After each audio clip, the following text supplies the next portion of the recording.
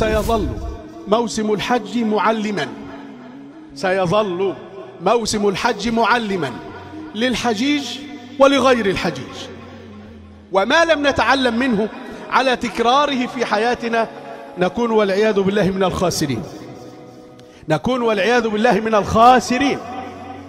للأبناء أشياء كثيرة يتعلمونها من موسم الحج، للزوجات أشياء كثيرة يتعلمنها من موسم الحج، للآباء والأزواج أشياء كثيرة يتعلمونها من موسم الحج، لعامة المسلمين أشياء كثيرة يتعلمونها من موسم الحج.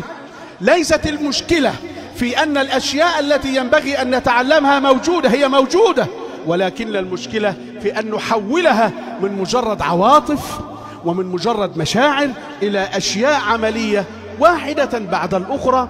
لا نريد أن يكون التغيير جذريا لأن هذا غير ممكن، ولكن شيئا فشيئا، شيئا فشيئا، وابدأ بالأسهل فالأسهل ييسر الله عليك الوصول إلى ما هو أصعب. والذين جاهدوا فينا لنهدينهم سبلنا وإن الله لمع المحسنين.